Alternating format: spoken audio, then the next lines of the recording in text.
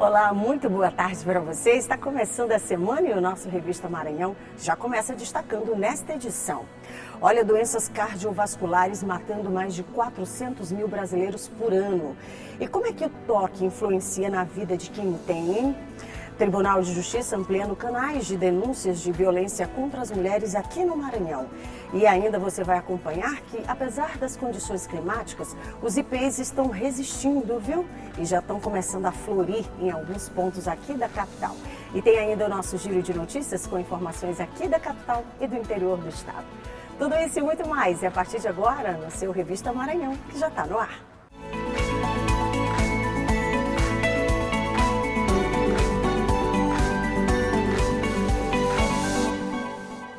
Começando a semana, graças a Deus, né? E a gente precisa ter essa positividade. Começar a semana tem que ser assim, para cima, entusiasmado, com positividade, mas com esperança também. E aí a gente começa a dar os nossos passos, tá? E alcançar, claro, os nossos objetivos, se Deus quiser. Vamos começar nossa edição de hoje? Olha, faltando um pouco mais aí de 2 meses para o final deste ano, e aí a gente sabe que está passando rápido, né? Mas tem números que não estão muito animadores, não. A gente está caminhando aí com números elevados em relação à violência contra as mulheres. Para você ter uma ideia, uma mulher ela é morta a cada 6 horas no país. Aqui no Maranhão já são pelo menos 51 feminicídios registrados somente este ano. E a denúncia, sem dúvida, é a principal ferramenta de combate. E o Tribunal de Justiça está ampliando os canais de denúncia para essa finalidade. No Brasil, os dados indicam que, em média, uma mulher morta a cada 6 horas. No Maranhão, foram 51 casos contabilizados desde janeiro até 18 de setembro. Geralmente, tudo começa com uma agressão. Daí a importância em se denunciar abusos e outras formas de violência doméstica. Por isso, o Tribunal de Justiça do Estado está ampliando o acesso aos canais de denúncias, como explica a juíza da 2ª Vara da Mulher. O sistema foi implantado primeiramente aqui na ilha, na grande ilha de São Luís, em dezembro de 2021 e foi expandido para todo o estado do Maranhão. O que precisamos é fazer a divulgação dessa ferramenta, porque está disponível já no site do Tribunal de Justiça, e também que as mulheres compreendam como acessar e como acontece essa proteção, esse mecanismo de proteção às mulheres. O acesso é rápido e prático, o que facilita a busca de apoio pelas vítimas. Existem vários fatores que dificultam a ida de uma mulher a uma delegacia ou a qualquer outro órgão de proteção. Em muitos casos, passam-se anos até que uma denúncia seja realizada. Agora, com a ajuda da tecnologia, acredita-se que elas possam se encorajar mais e buscar ajuda imediatamente. A Rede de Proteção às Mulheres no Estado vem intensificando as ações de combate aos crimes. É importante denunciar abusos e outras formas de violência doméstica, além de buscar medidas protetivas de urgência pelo site do Tribunal de Justiça do Maranhão. As vítimas podem acessar ainda os seguintes canais de denúncias: Disque 180, Disque 100, Delegacias da Mulher e ainda a Casa da Mulher Brasileira.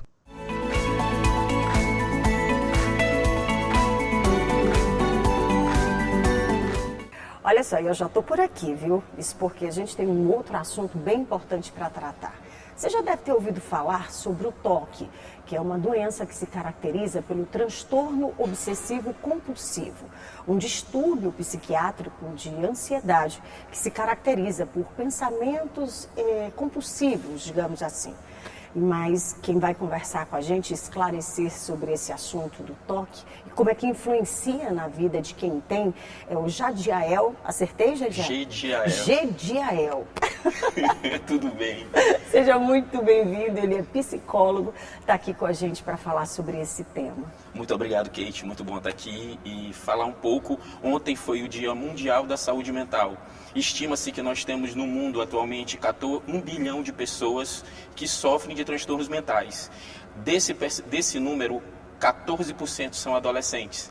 Então, é um momento. Aqui no Brasil, nós temos 1 a cada 50 pessoas sofrem de transtorno obsessivo compulsivo. Agora, calma, vamos lá. Para quem está do outro lado, né? Muita gente tem toque como algo assim, claro que popular, né? As pessoas muitas vezes não sabem muito bem o que é e como se caracteriza? A gente tenta explicar, mas eu vou deixar contigo porque muitas vezes a gente precisa desmistificar algumas coisas para que as pessoas consigam compreender e buscar a ajuda correta, né? Que é isso que eu acho que é o necessário. Por exemplo, tem muita gente que acha que o toque é só aquele, de repente, aquele movimento repetitivo, né? E eu queria que você explicasse para quem está em casa exatamente como é que você caracteriza para que as pessoas identifiquem.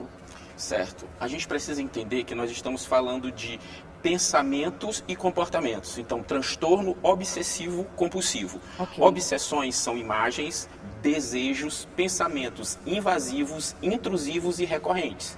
Então, a pessoa primeiro tem pensamentos que ela não consegue dominar, ela não tem controle nenhum. E no entendimento dessa pessoa, ela acredita que a única maneira de aliviar esses pensamentos é estabelecer um ritual comportamental.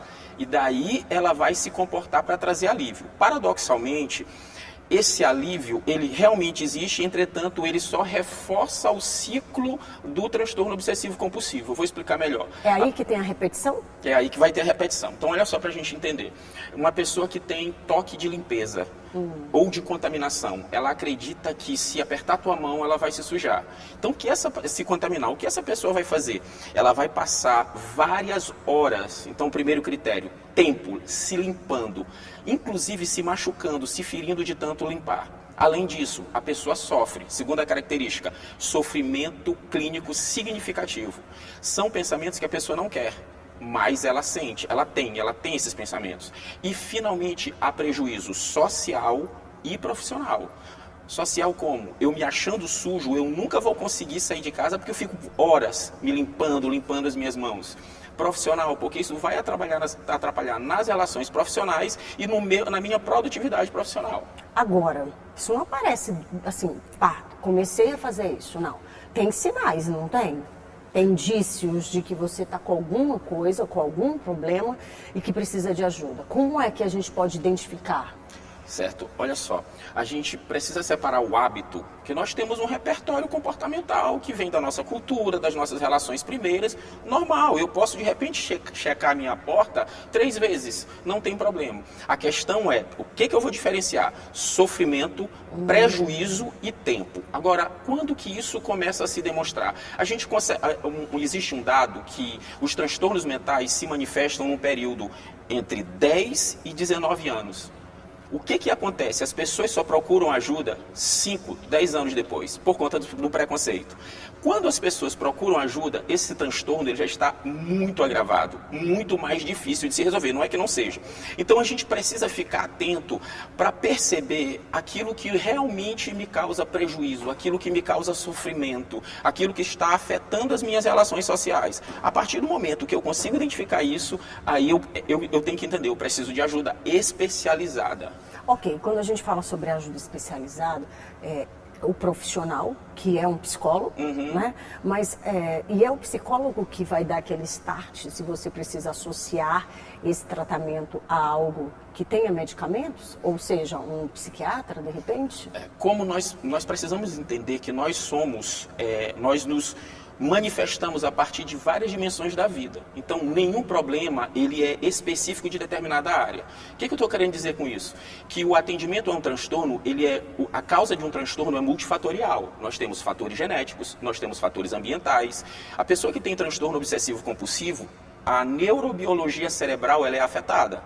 Então, o que a gente vai fazer? É necessário uma equipe multi e interdisciplinar. Multi porque psiquiatra, psicólogo, às vezes até uma avaliação neurológica, neuropsicológica. E aí a intervenção é por parte de psicofármacos, às vezes sertralina, fluoxetina, mas isso é com o psiquiatra, e psicoterapia, porque é na psicoterapia que nós vamos educar a pessoa a lidar com os pensamentos. Mas esse start inicial é o psicólogo, porque quem de repente agora está de alguma forma está se identificando, ele tem que buscar qual profissional para que ele possa ter esse primeiro contato, essa primeira conversa.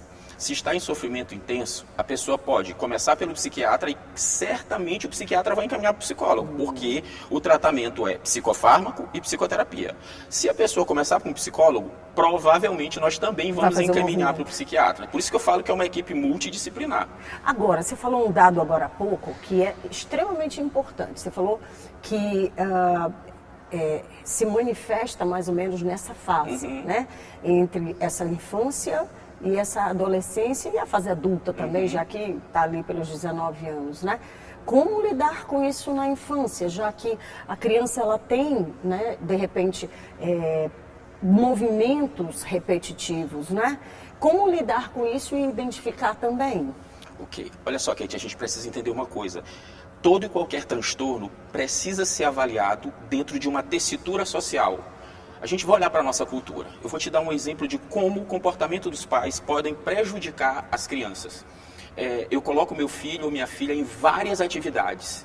E aí ela acaba tendo uma cultura de hiperatividade, achando que precisa produzir cada vez mais. Daí essa criança pode desenvolver pensamentos obsessivos e comportamentos, ou seja, e compulsões. Então, quando eu identifico isso, quando eu percebo isso, então, tratar uma criança não é tratar só a criança. Na maioria das vezes... É a família, né? Exatamente. E ontem me perguntaram sobre família. Como a família pode identificar? Eu penso que, primeiro, para que se identifique, é necessário que as relações sejam tão sólidas a ponto de que eu tenha sensibilidade para perceber o teu sofrimento. Família não é um aglomerado de pessoas no mesmo lugar. Família é afeto, família é relação, família é valor. Se eu estou em um ambiente com os meus familiares e não consigo identificar o sofrimento, toda essa estrutura familiar está afetada. Ou seja, estar atento, né? Observar o que tem no seu entorno, né? Exatamente. Afeto é tudo. Amor é tudo. A gente precisa resgatar esses valores. É uma coisa que eu tenho falado sempre. Gente, onde é que está o eu te amo? Onde é que está o você fez falta? Onde é que está o tomar um café à mesa todos juntos? E deixar o celular de lado. Nós nunca precisamos tanto de contato, de afeto, como nessa época. De presença. Estar presente. Eu gosto de uma frase da psicologia que diz assim: viver o momento no momento em que o momento acontece. Colocar os pés no hoje. Os transtornos nos roubam do dia de hoje por conta de 2 dias que não existem mais. O ontem, ele não existe mais. E o amanhã, ele ainda não existe. Eu preciso me presentificar. Eu preciso aproveitar esse momento aqui. Esse é o momento que nós temos. Nós ficamos mais saudáveis quando nós entendemos que o momento é tudo que nós temos. Olha só, viu? Que aula! E quem sabe esse remedinho, né, que a gente precisa, não está aí dentro de casa, né, no Perfeito. nosso dia a dia, com a família. Perfeito, é exatamente isso. Precisamos investir em relações, em tempo de qualidade, precisamos estar com as pessoas com as quais nós amamos. A família, ela tem um poder terapêutico muito grande. Contraditoriamente, ela também adoece. Sabe qual é a melhor coisa para a tua saúde mental? Uma pessoa. Sabe qual é a pior coisa para a tua saúde mental? Outra pessoa. O que a gente precisa entender? Nunca precisamos tanto da habilidade de selecionar quem vai entrar em nossas vidas e quem precisa sair. Meu Deus! Olha, em razão do nosso tempo, eu vou precisar que a gente encerre, mas eu queria muito contar com a sua participação numa outra oportunidade. Com certeza. Aqui, com outros temas, para que você possa enriquecer aí o nosso dia a dia também. Com certeza, muito obrigado, agradeço a todos. Muito obrigada por essa entrevista de hoje, viu? Tá ok. Com certeza que tocou muita gente aí do outro lado. Mas olha, um outro alerta importante, doenças cardiovasculares, que estão matando mais de 400 mil brasileiros por ano. E para você ter uma ideia, é tão sério que estudos estão mostrando que causam, inclusive, o dobro de morte que todos os cânceres juntos. O estilo de vida ainda é decisivo.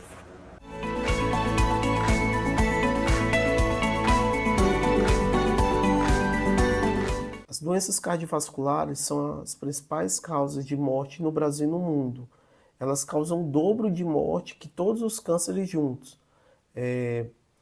O estilo de vida contribui muito para o desenvolvimento dessas doenças, tais como sedentarismo, má alimentação, alta ingesta de carboidratos, alimentos ricos em gorduras, pode desencadear também obesidade, que é um fator de risco, além do estresse, uso excessivo, né, de álcool, O tabagismo também é fator de risco para doença cardiovascular. E a gente tem também doenças crônicas, tais como hipertensão e diabetes, que são fatores de risco para essas doenças. As doenças cardiovasculares, como infarto agudo do miocárdio e acidente vascular encefálico, AVE, popularmente conhecido como derrame, podem ter alguns sintomas bem característicos ou sintomas clássicos.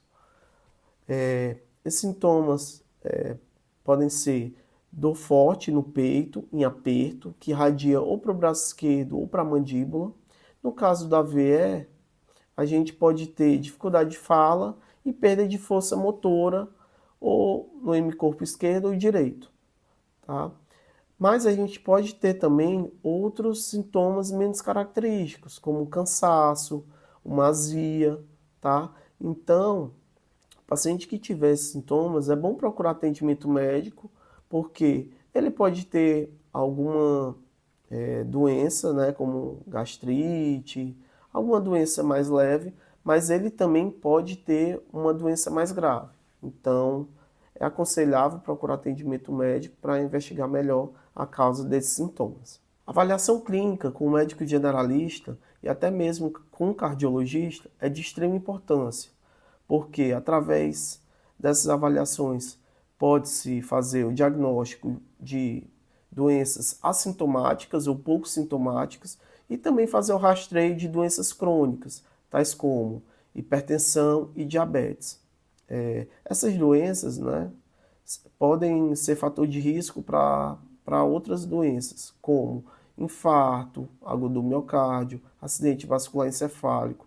Então, quanto mais precoce o diagnóstico de algumas doenças crônicas, melhor, porque vai iniciar o tratamento precoce e vai diminuir o risco de desenvolver outras doenças. Alguns fatores de risco para doenças cardiovasculares são modificáveis. Dentre eles, a gente tem a obesidade.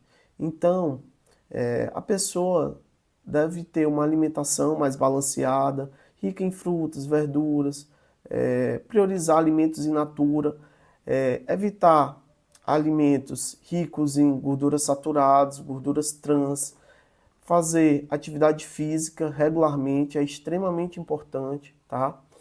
Evitar o consumo de cigarros, tá? E bebida alcoólica, tá bom? Outro aspecto que é muito importante para evitar o desenvolvimento dessas doenças é o controle do estresse, tá?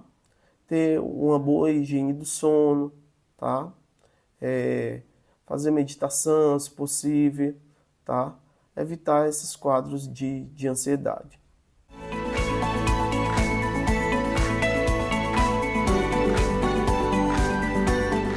Estou indo para o intervalo, viu? Mas no próximo bloco a gente traz que os ipês estão resistindo às mudanças climáticas e também à falta de chuva, né? E já estão começando a florir aqui na capital. E tem ainda o nosso giro de notícias com informações aqui da capital e do interior. É um instante só, viu? Eu já volto.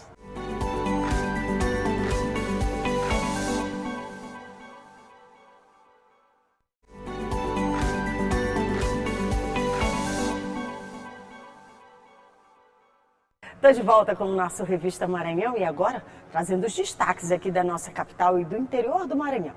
É o Giro de Notícias no ar.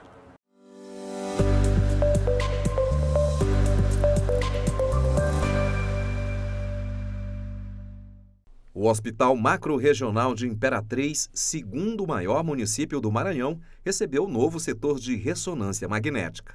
O serviço vai oferecer mais de 600 exames mensais, beneficiando mais de 40 municípios da região tocantina. De acordo com o governador Carlos Brandão, o objetivo é reduzir as filas para atendimento. A gente fazia esse serviço fora do hospital, agora estamos fazendo dentro do hospital. Isso aproxima mais o equipamento do paciente, a gente tem menos trauma em evitar que o paciente saia daqui para fazer o exame fora do hospital. É um equipamento muito moderno e vai ajudar muito nesses procedimentos para que os médicos possam tomar suas decisões. fim de semana de conscientização pelo Outubro Rosa. A presidente da Assembleia Legislativa do Maranhão, deputada Iracema Vale, participou do Dia D de alerta e conscientização contra o câncer de mama, iniciativa da primeira-dama do Estado, Larissa Brandão. Na oportunidade, foi assinado o projeto de lei que institui o Programa Maranhão Rosa, uma iniciativa para garantir que a prevenção, diagnóstico precoce e o tratamento do câncer de mama e colo do útero sejam reforçados durante todo o ano. Muito importante esse momento que a nossa primeira-dama Larissa foi muito feliz de chamar a atenção de todo o povo do Maranhão para a importância que é a prevenção do câncer de mama, das doenças que acometem as mulheres. Começou neste domingo, 20 de outubro, a tradicional Festa da Jussara, realizada no Parque da Jussara Rosa Mochel, no Maracanã, em São Luís. Considerada a maior do Brasil, a festa chega à sua 55ª edição em 2024.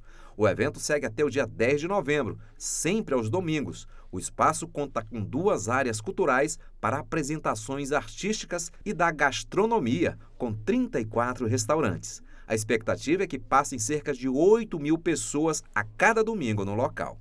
A festa começa a partir do meio-dia, com entrada gratuita.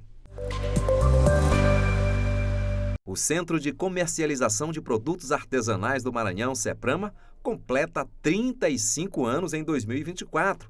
E para comemorar a data, o centro montou uma programação especial no Salão de Artesanato no local. Essa grande programação foi substituída por um spoiler que a gente vai dar aqui agora.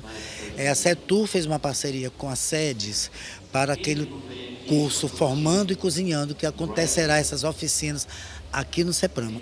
E também tem outro spoiler que é o lançamento como parte de programação do aniversário da feira Vila Arte Maranhensidade.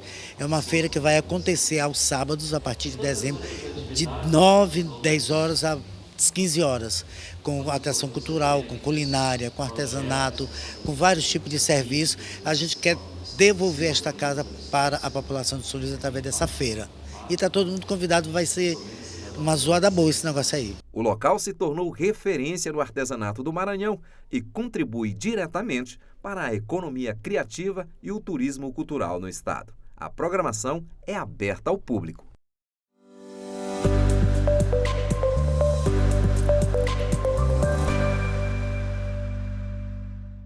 E olha só, gente, apesar das altas temperaturas, a falta de chuva também, né? E essa mudança climática, os ipês, eles têm resistido. E é possível observar, inclusive, que em alguns pontos aqui da capital, eles já estão começando a florir, dando aquele colorido diferenciado à paisagem.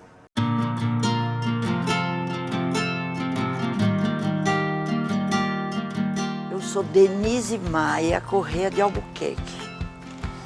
E estou aqui porque sou uma defensora da natureza.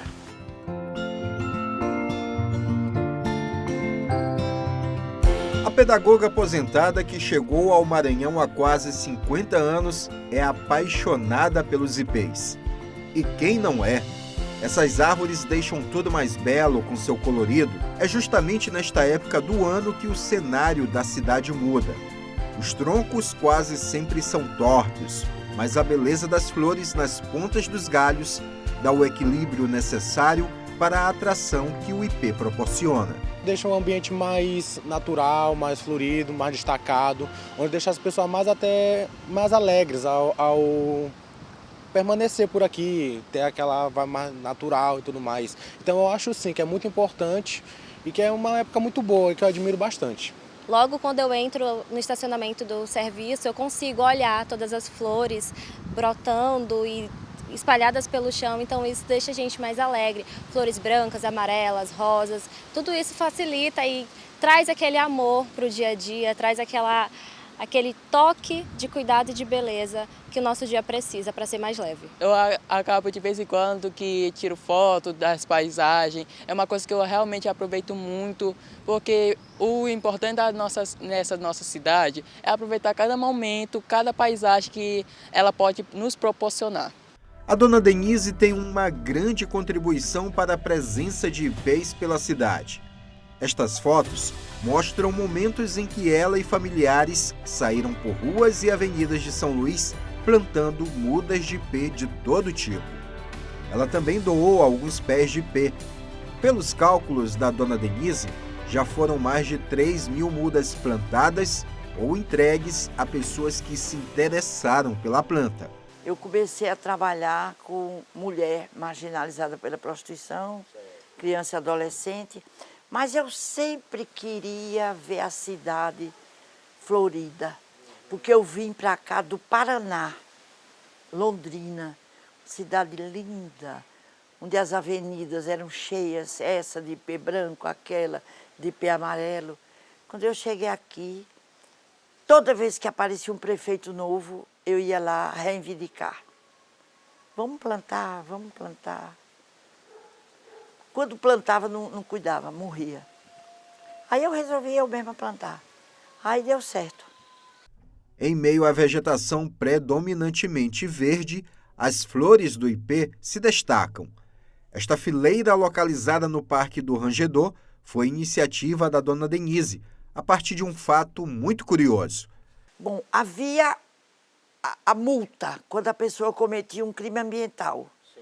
E uma pessoa pagou à prefeitura 1.000 mudas de ipê. Aí me ofereceram as mudas. Eu disse que eu queria. Eu trouxe as mudas para aqui, eu não sabia o que eu ia fazer com tanta muda. Começou aquela modificação ali no Rangedor. Eu passando lá, vi umas pessoas, ofereci, eles aceitaram. Vieram aqui em casa e levaram as 1.000 mudas e plantaram, elas estão lá. Esse ano elas floriram. Eu fiquei muito feliz por isso. São Luís tem sofrido com a falta de chuvas como boa parte do Brasil. Além disso, a ação humana tem feito com que a vegetação seja ainda mais escassa. Aonde tem o mato seco, os homens estão ateando fogo. Isso tem inclusive prejudicado a floração dos ipês. Mas mesmo diante de tanta crueldade, de tanto tempo seco, alguns pés conseguem florescer. Para continuar com estas árvores que tanto embelezam a cidade, é preciso incentivar as atuais e futuras gerações a preservar e cuidar dos ipês. Que isso tem que ser incutido na cabeça das crianças. O cuidado com a natureza, o cuidado com as plantas. A gente não pode deixar esse mundo se acabar. Afinal, nós só temos ele.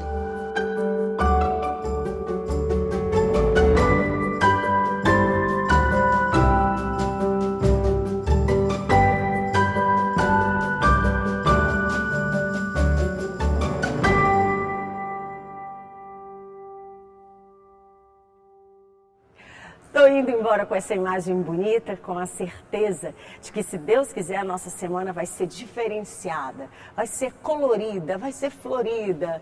É assim que a gente tem que pensar, viu? Estou indo embora desejando tudo isso para você, na certeza de que semana que vem, se Deus quiser, a gente está de volta. Você tem aí outras informações ao longo de todo o dia, tá? Beijo no coração, fique em paz e até!